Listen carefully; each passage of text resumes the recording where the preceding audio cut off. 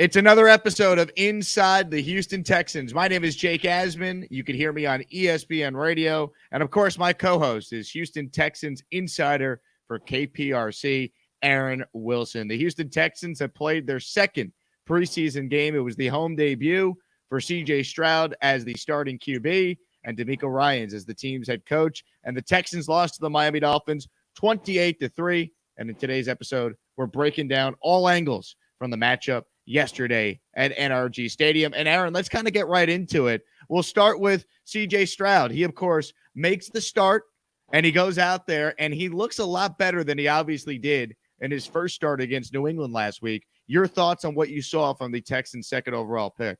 A lot of progress, Jake, and, that's a respectable performance. I know that he didn't have a touchdown pass, and they didn't have a good start there in the red zone. That was rough, the delay of game and the incomplete passes. But he got into a rhythm, 5 consecutive completions. He made some throws that I don't think that Davis Mills would be able to make on a consistent basis. The bootleg throw and then hitting Noah Brown. I thought the way he put the football right on Robert Woods, I thought that was an excellent throw. And I just saw some rhythm and timing and confidence from him that is a reassuring sign probably to the fan base that had some concerns after the Patriots game. He throws an interception. He got that out of his system. And just like the coaches predicted, I think that kind of shows a little bit of their credibility. They were all saying, and his teammates, hey, he'll be fine. He'll bounce back. And that's what I thought too. I, bought into that. I believe that, that perspective that he would, really compartmentalize the Patriots game and play much better. He played well in the joint practices too. He had some impressive throws, especially to Tank Dell, about 3 touchdown passes there in the red zone. But what I saw in this game was just running the offense. If it's not there, don't force the football. And it wasn't like he, had no degree of difficulty. There were some plays where, he was challenged, and I thought the Dolphins, they threw a few things at him, but he handled it. And you can see with better personnel, with Laramie Tunsil, Dameon Pierce, and those guys out there, it's different.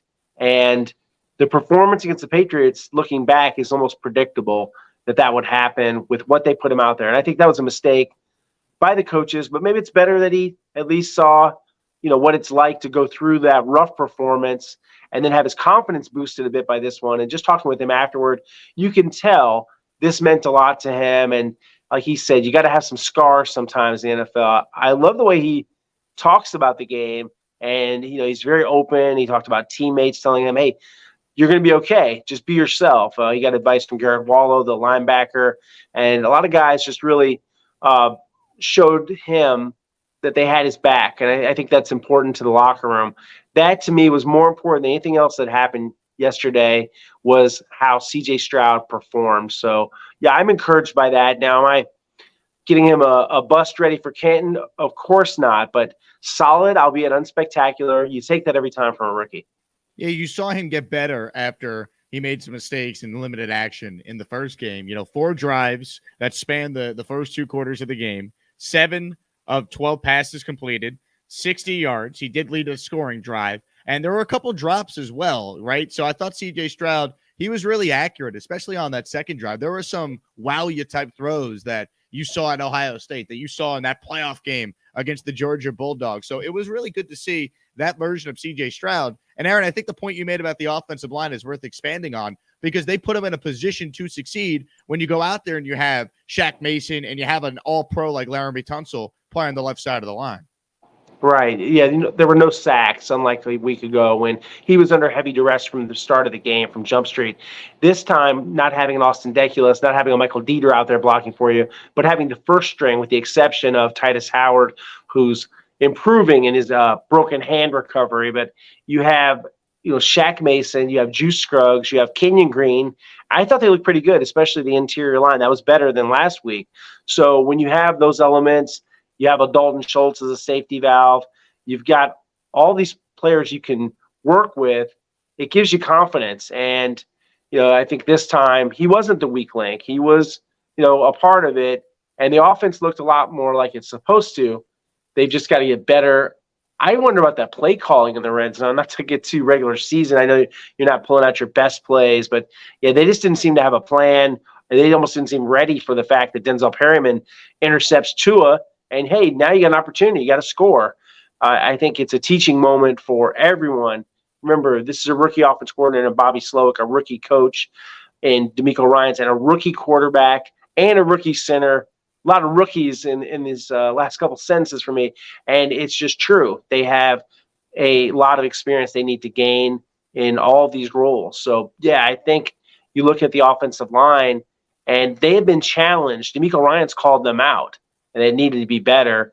And I'm glad to see that they respond to him. And I bet they respond to this bad tackling and poor setting of the edge and the poor pursuit angles and these substandard discipline and just a rough day for the defense. But, yeah, overall, I think the offense took a step. The defense took a step back.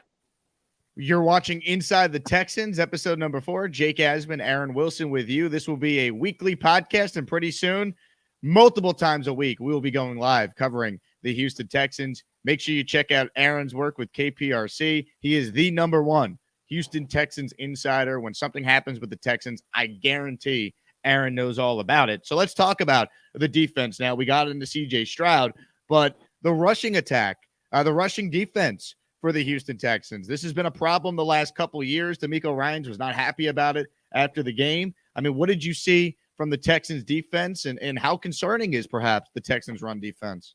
It's concerning, especially with the emphasis they put on this. It isn't like they woke up yesterday and knew this was a problem. It was a problem all of last season. They allowed a franchise record for rushing yards last year. They gave up 25 touchdowns. They allowed 5.1 yards per carry. It was 5.4 yards per carry against the Dolphins, and they gave up 205 yards on the ground, 65 of them on one chunk play to Salvan Ahmed. You look at what they did, and it's not just not tackling. It's guys being out of their gap. It's guys not setting the edge and playing their assignment. So it's undisciplined football in every category of sort of the how do you fail on run defense. They check that box, and that's not what you want to do. You think about the personnel they have. Yes, they have better players this year, and you're supposed to have layers and layers of guys that can stop the run, that can tackle. You've added Jimmy Ward. You've added Sheldon Rankins. You've added Denzel Perryman. You know, he's a Pro Bowl linebacker at one point with the Las Vegas Raiders.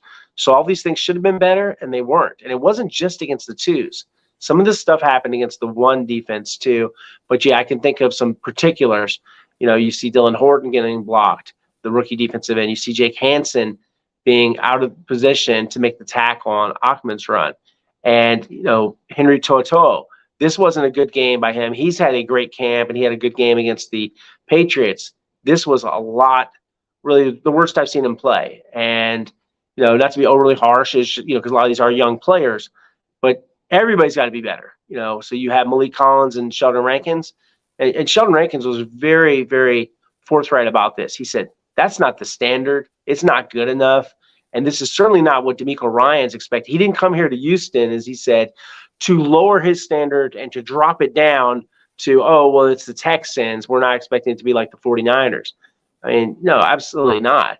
And so, yeah, they've got to get it together. This is a wake-up call for the run defense, and whether it's talking to Will Anderson or Christian Harris or Sheldon Rankins afterward, they all had one overriding theme: not good enough, not acceptable, and not up to their standards. So we'll see.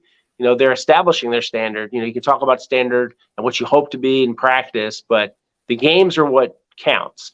And, you know, that's not going to cut it. That's not good enough.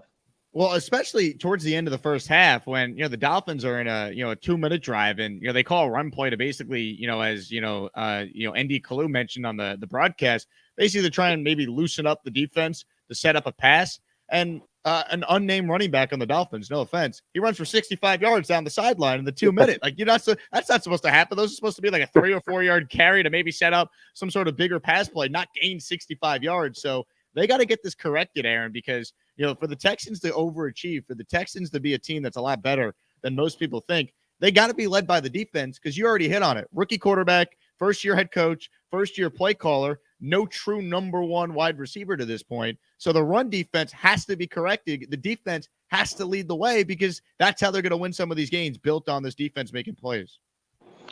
The legendary Salvan Ahmed running 55 yards down the field against the Texans. Yeah, that's not it. That can't happen. And, whether it's someone fast like Devin Achane who had a 20-yard run, the rookie from Texas A&M, or injured his shoulder in this game, or, their main back like Raheem Mostert. I mean, there was no resistance on that touchdown run by Mostert.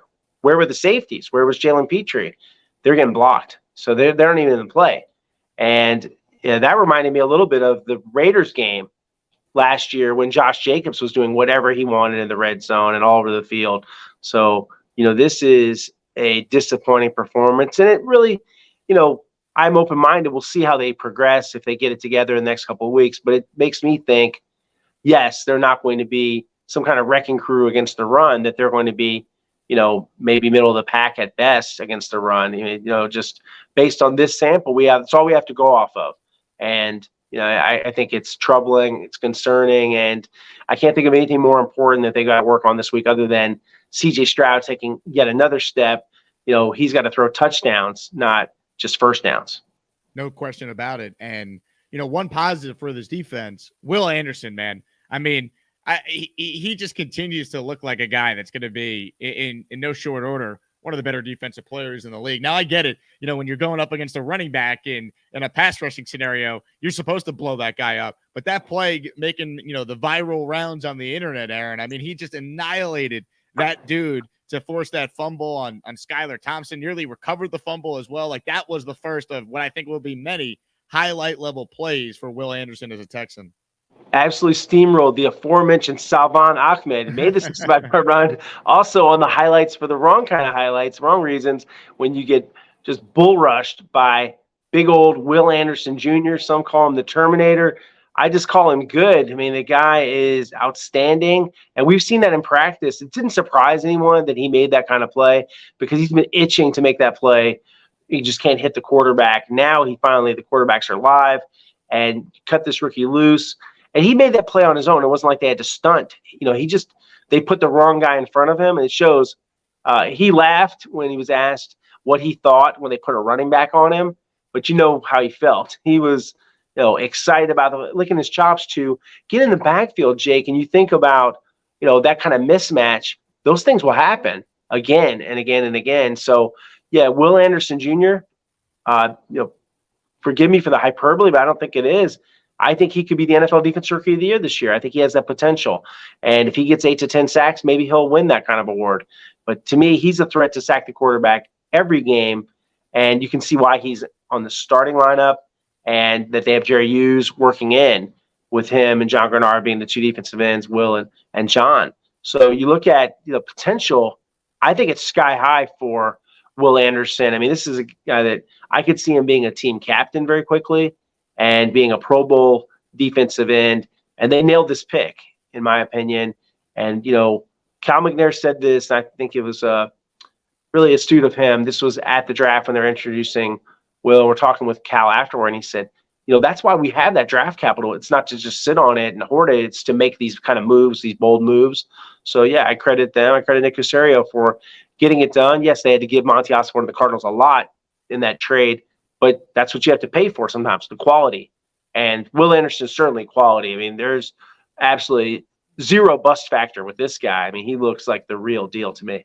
And you could just see the coaching staff and the front office obviously clearly aligned on that decision to give up what they gave up, which we all understand was a lot. Look, the Texans don't have their own first-round pick this year, and that could end up being a high pick depending on what happens this season. But it just shows you, Aaron, the clear belief they have in the guy. And I'm with you. I'm going to Vegas at the end of this week. I'm placing a future bet when I'm out at Circa Resort and Casino on Will Anderson to win Defensive Rookie of the Year because I think he is set up well to maybe do it. He really has the game. He has the hunger. I love his attitude. And, in getting to know him a little bit, you can kind of see what he's about. He's this very respectful young man, talks a lot about family, very religious guy, really grounded. He's not cocky at all. He knows he's good, but keeps it in perspective. And I think those kind of intangibles, because I look for those a lot, Jake. You're around people and you think about, okay, well, what are they all about? What kind of person are they? And he checks all of those boxes as someone that football's really important to him. He's the first guy on the field. So when we're out there, whenever I get there early, if I set my alarm early enough and I get going, get ready, and get off the phone and drive over there to watch practice. You're a big TV star, Aaron. I mean, come on now. You got to get there early and you got to do some TV Yeah, hits. you got to do those TV hits. Absolutely. Yeah, we had a fun TV hit, by the way. We had Lil Kiki on with me and Randy McElroy and Ari Alexander. So we had the legend, the Southside song guy. He came on the air with us. That was fun. We had a little pregame show there, which is available at www.click2houston.com. So we're there, and you're thinking about when you get there early, though, back to Will.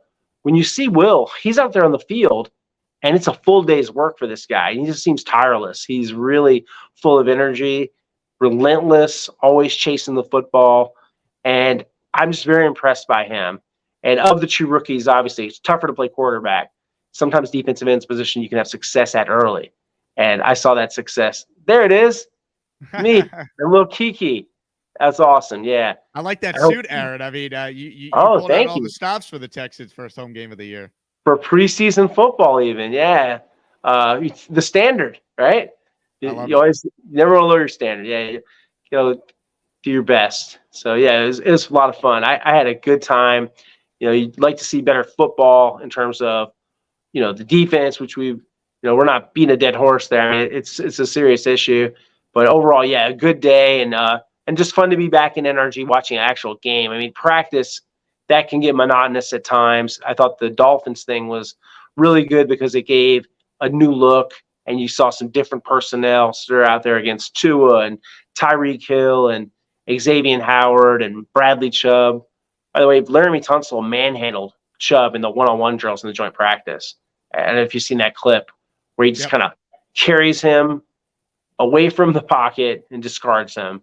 I mean, he's the best player on the team. Like, Laramie Tunsil's clearly their best player. Like, he is great at his job. No doubt about that. Now, a couple other things I want to get into with this game, and then we can kind of look ahead to the practice on Monday and Tuesday before the Texans then head to New Orleans for 2 joint practices with the Saints. So we'll get into that in a moment here. But I thought it was fascinating that Tank Dell did not play in this game. You have some information on that to maybe calm down some Texans fans. So, Aaron, what are your sources telling you about the status of wide receiver Tank Dell? Right. My sources, while they also, emphasize what DeMeco Ryan said about the tightness and that sort of thing and a precautionary measure, just hold him out and that he'll be fine. Hearing exactly that he will be fine, but it's even less than the leg tightness. It's a load management thing. So what they do is they look at all of the miles that a player runs, the distance and the energy expended. They have a lot of biometrics. And so for Tank Dell, he was at a very high number. So sometimes what you do, especially if a player is already established and has, proven what they can do. Remember last year they did that, different coaching staff with Dameon Pierce. After he had, a couple of good preseason games, you didn't need to see much of him. Tank Dell, to me, is already essentially a made man, if you will, with the touchdown against the Patriots and these touchdowns he's been scoring in practice the entire training camp. So if there's any risk at all with a valuable player, you don't play him in the game.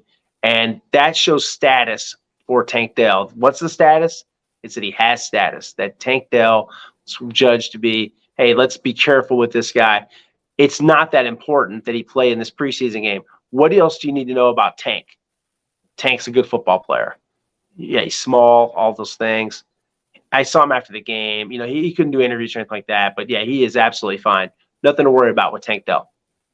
Any other injuries that you could break down for us? I know you had a report that the Texans have not ruled out Titus Howard from possibly playing week 1. Talk about him, and then obviously anything else you're hearing in regards to the injuries.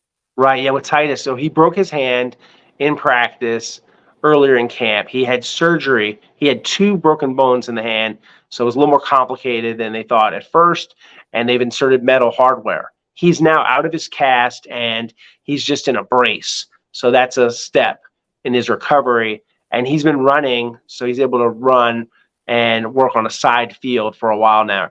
And as far as when he'll be back, Ravens game is not ruled out. And what I'm hearing is, they're angling toward trying to have him play. If he can't make it back, then obviously it'll be George Fant, and that'll be not as good as having Titus.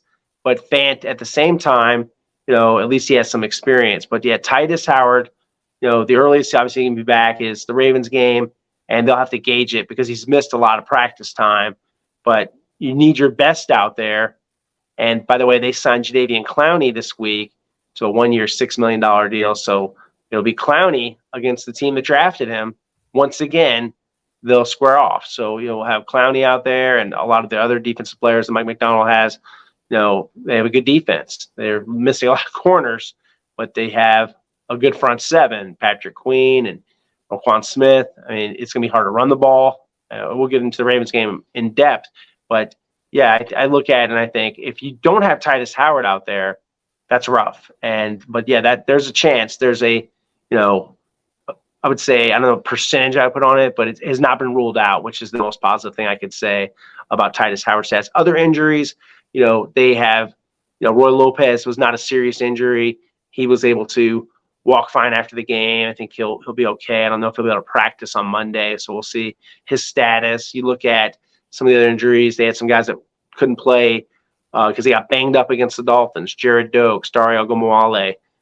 Mike Boone played through an oblique injury, and he looked good. Second game in a row where Mike Boone on offense made a little noise. I thought he had that was a good swing pass he caught from Davis Mills. He looks pretty fast to me. So you also had Jacoby Francis. He sprained his ankle. He missed this game. Case Keenum has a leg soft tissue injury. That's why E.J. Perry is here. So Case is still unable to practice. And then, Charlie Heck, who was supposed to be the swing tackle, he still has a foot issue. That's what's being affected by what's going on with his body. So he's still on the PUP list. And, you go down the roster and, Blake Cashman's injured his hamstring. So a lot of soft tissue injuries. The good news for them, no major injuries to big-time players. So they have most of their guys. And, I think overall you look at the situation and, yeah, they've been somewhat fortunate with the injuries. I mean, they haven't had, other than Scott Quesenberry, a season-ending, I'd say about Troy Hairston, 2 season-ending injuries there where guys, they were counting on that were starters at one point.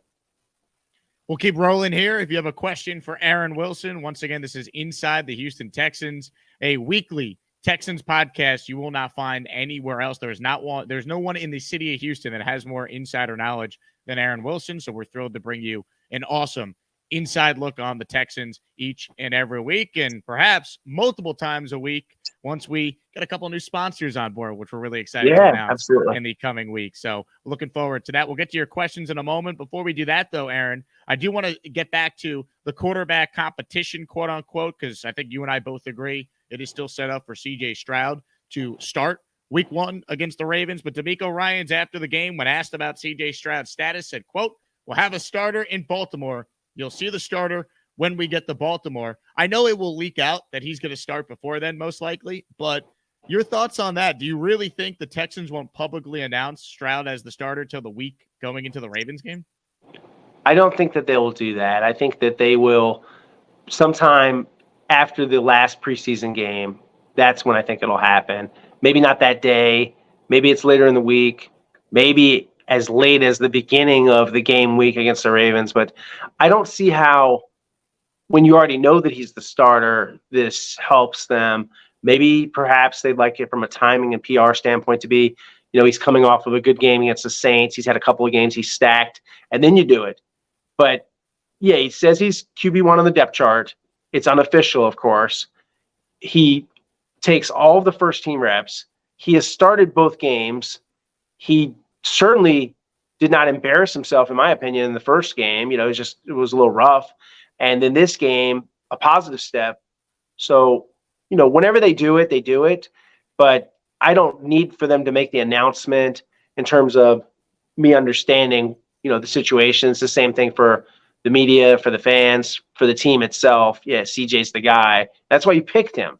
As far as the timing or, being pinned down, I have a feeling too, when you think about where DeMeco Ryans is after that game, you can tell he's in a bad mood after that game in terms of, what happened with his defense. So a lot of questions that aren't in the immediate horizon, looking ahead, things like that. I mean, consistently, that's not been what he wants to address. So, just being kind of, how forthcoming he wants to be about this guy's playing then, starters, injuries, any of these topics, it's a very similar approach, which is to not give a ton of information. I don't know if that's sort of a gamesmanship thing. I get, we could ask him, why, but, the why for most coaches is, well, how does this help us, in winning? I don't think it hurts them, but, that's more like it's two different agendas. So there's what the media and the fans, which we always want to know more and have things, spelled out. And then there's the teams, which can be somewhat secretive. So it's always that push and pull, right, Jake, between, everyone saying, hey, it's obvious, just say it. And then them saying, well, why do we have to? And I think in some ways it's sort of like it's their information, it's their team, that kind of thing. But, I haven't obviously, these are press conferences, not debates about what kind of information. You ask the question and then he answers it. But, I think he tries to be as forthcoming as he can. He's not Bill Belichick. He's not like that.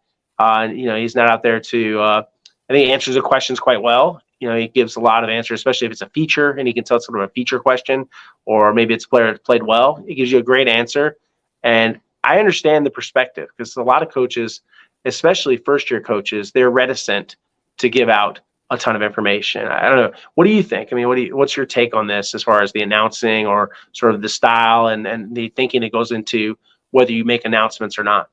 Yeah, I just think at some point it kind of sounds silly to not name Stroud the starter when he's gotten all the first-team reps for 2 weeks in a row. He has started the games now 2 weeks in a row. He's going to start again next week against New Orleans. He'll get all the reps in the joint practice with the ones against the Saints. So I think after this week, it just makes sense to name him the starter because they're the only team, as far as the high first-round picks, that hasn't named their guy the starter. Like Anthony Richardson was supposed to be the guy who needed the most seasoning, needed to sit. The Colts already named him the starter. We know Bryce Young was named the starter back during OTAs. So I think at some point you just want to do it, get it out of the way, because the longer they wait, they're kind of creating a story here, Aaron, where they don't really need to, because then like all the questions the week leading up to the Ravens are going to be about CJ Stroud making his starting debut, being named the starter. Whereas if you do it now, all the questions being asked the week of August 20th, it's no longer like a storyline, quote unquote, that you need to be asking the players about leading up to that Ravens game week 1.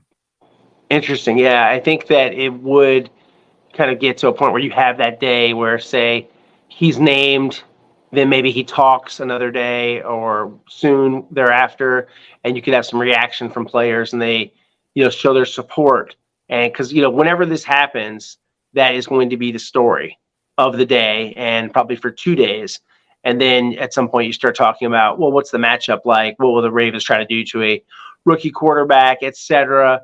What's the game plan? All those things, all the matchups, the strategy. And then you kind of can turn the page. And, those are what I would call stories that most people are pretty comfortable with, right? You think about, after the fact, just from their perspective, if you're that quarterback, okay, we are going to talk about the Ravens. That all those questions will be asked. But yeah, if it's all done, all jammed into the first week, yeah, maybe that is a little tough. I think he already knows. They just haven't informed him, formally. Once they tell the quarterbacks, though, yeah, I think it will not be long before either they make an announcement or it leaks out one way or another, because it's going to be known within the building. And yeah, it's kind of how it works, right? When you make big decisions like that, because it's not done without a lot of thought, and nothing's done in a vacuum, right, in this league. No doubt about that. All right.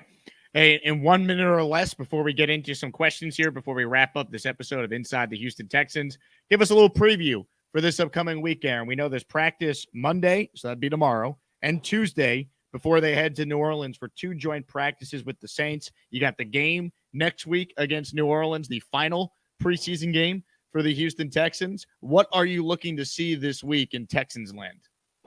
Right. What I'm looking to see, besides the aforementioned run defense and the issues they have there, and, will they have some tackling drills? We'll see. Are they going to, not maybe to go to the ground, but are they going to have an increased emphasis on that? How do they teach it? How do they go about making these corrections, not just talking about them, but going on the field and making them? But I'm looking to see some more explosive plays from this offense. You want to see them air it out a little bit, and you like to see CJ Stroud be able to show what he can do on a deep ball, which I think is one of the strengths of his game. So, yeah, let's have some 8 routes. Let's have some 9 routes. Let's go long. I'd like to see that. and you want to see him continue to take care of the football. Most important part of his job. In terms of other things, I mean, we didn't get into this before, but the running game wasn't much against Miami. I mean, that was pretty bad. You know, you usually expect to see a better showing from the run blocking and also Dameon Pierce. I saw him, truck a few guys on some plays, but not for a lot of gains. But he's still running people over. You just would like to see that complement the passing game. And then, I think about competitions. This is it. Pretty soon they're going to cut the roster. And so, as we talk in the weeks to come, 90 guys becomes 53. So 37 guys will lose their jobs. Many of them will be back for the practice squad. But, yeah, they're going to have to cut a lot of guys. You look at that depth chart and you can kind of tell who's going to go. I mean, there's very few spots where I think, oh, maybe there's a surprise cut. It'll be interesting to see how they handle Christian Kirksey. But, Christian is still sidelined with a sleeve on his leg, has a strained hamstring. And D'Amico Ryans, he actually did give a fairly definitive update on him recently. He said it would be weeks, and that was just about a week or so ago. So, I don't think it's going to be this week where he takes off the sleeve, he's out there running. I mean, Denzel Perryman has already won the middle linebacker job. So for Kirksey, Kirko as his teammates call him, can he be the Sam linebacker, or is that Blake Cashman's job? It says Blake's the starter. So right now, Christian Kirksey, who's, due about $5 million, is he a part of this team or not? Or do they keep him as insurance? He was a captain and a Walter Payton Man of the Year finalist, all that good stuff. Okay, well, are you going to keep him around? So I think that's one of the big roster decisions. And there's still competition between Desmond King and Tavierre Thomas there at nickel, and see how all that fits. I think Tavierre in the cover 2 defense that Lovey had was more of an impactful player. So we'll see how that goes going forward. And, I'm encouraged by the secondary. I think that is a good group. And, that's not surprising, right, with all the investment they have and the talent that they have in the secondary, probably the best part of the team, in my opinion. So you look at that and overall, the same questions, where's the number one wide receiver? Where, these things are going to come from? The points, they're not a high scoring team right now. And you think about the Ravens game, and they're going to be heavy underdogs, I believe. Let's get to some of your comments here, and then we will wrap up. This first one is from Joe, who writes in, I was worried last week, but this game I saw confidence and not second-guessing himself. Good improvement. Go Texans. This, of course, in reference to CJ Stroud. And Aaron, I think we hit on this, at the beginning, right? CJ Stroud, a lot more comfortable, maybe got used to the speed of the game after getting a taste of it last week in New England. And it certainly helps when you got Laramie Tunsil and Shaq Mason back out there. Yeah, I agree with Joe. Yeah, Joe, great point. When you think about last week, I think, how could it not concern you as a fan of the team that, the quarterback's out there throwing an interception, that he's staring down his read? But this is more like it. I mean, he looked like a real quarterback. I mean, the bootleg play, the way he delivered the football, I mean, he looked like a very confident young man. And I'm, encouraged by this. I don't want to overreact or underreact. I think it's good. It's a big step for CJ Stroud. This one is from Moraka, who says, or Morka, you make mistakes in the preseason, so you don't in the regular season. We won every game last year in the preseason, and it equated to zero help in the regular. Yeah, look, wins and losses don't truly matter in the preseason. I think anyone around football will tell you that. You look at specific players, you look at specific storylines. That's really the bigger takeaway here, and that's what we tried to do in this podcast, kind of go in depth on some of the things that truly matter, not the 28-3 losses, if that has any bearing on what type of team the Texans or the Dolphins will be in the regular season. Right. Yeah. The loss is something that's not important. It's the performances. So what we're hitting on is more performance than result. And we're looking at, areas that are glaringly bad. So, it doesn't take a Bill Belichick to understand that run defense isn't good enough. It doesn't take a film wizard. Anyone that's watched football could understand that. And, to ignore it would be, I would say, just putting your head in the sand. You can't just ignore things like that. You've got to take it seriously. And I could tell from the tone of D'Amico Ryans, and he's someone that, by the way, he truly, sort of about courage of convictions, and someone that when they say it, take it to the bank. You could tell this is going to be emphasize, just like it was with the offensive line from the first week. They made corrections then. Maybe they can make these corrections. I don't think it's necessarily just a complete lack of talent. I think that they made mistakes. All those things we mentioned at the top. You know? This one is from the Fractal Rain, who says Texans first unit looked great. Will running backs be involved in the passing game? Do you see running backs being a staple in the passing game in the Bobby Slowick offense, Aaron? Yes, they always threw to the backs with the 49ers, especially Kyle Juszczyk, the fullback. I just haven't seen really Andrew Beck have a great preseason yet in terms of catching the football. So, maybe that's more, does Dalton Schultz ever line up in the backfield? We haven't seen that much, but maybe he could. But Devin Singletary is an accomplished pass catcher, and I think Dameon Pierce is an underrated pass catcher out of the backfield. So, yes, I do believe they will involve the backs as long as, they feel like CJ Stroud needs that. You think about this offense, and that's always been part of the West Coast offense. I don't see Bobby Slowick going away from that.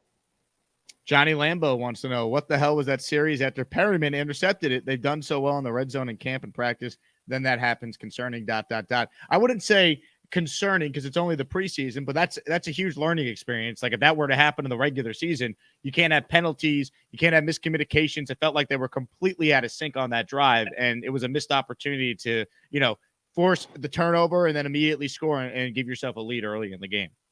Felt like they weren't ready to have the football, to have that sudden change situation. And, coaches always talk about that sudden change, turnover. Okay, first defense, get on the field.